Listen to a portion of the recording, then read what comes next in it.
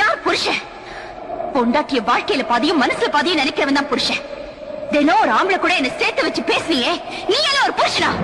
கல்யாணம் பண்ணிட்டு வந்த இத்தனை நாள்ல சாப்பிட்டியான்னு கேட்டிருக்கியா? ஆசமா பேசிருக்கியா?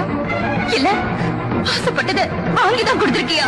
ஆபீஸ்ல இருந்து வரும்போது பொண்டாட்டி பூ வச்சுட்டு புருஷனை எதிர்பார்க்கறத பார்த்து சந்தோஷப்படுற ஆம்பளை நான் பார்த்திருக்கேன்.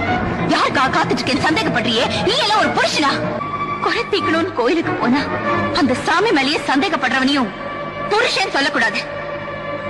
அடே பாரு, எங்க மேலேயே பழி போடுறியே. பெத்த பொண்ணு மாதிரி பாத்துக்கிட்டோமே. அதனாலதான் இவன் மேல ஆசிட் ஊத்த வரும்போது பாத்துட்டு இருந்தீங்களா?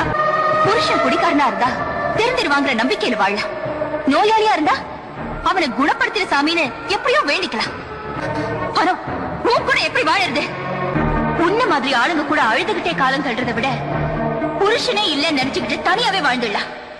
எப்ப என்ன வேண்டாம் சொல்லிட்டோ அப்புறம் எதிரி உனக்கு தாலி? தாலிங்கிறது ஒரு பொண்ணோட பாதுகாப்புக்கு புருஷன் போட்ட வேலு. அதுவே கழுத்தை நெரிக்கிற கைரா மாறிடுச்சுன்னா கழுட்டி எரியறதுல தப்பே இல்லை.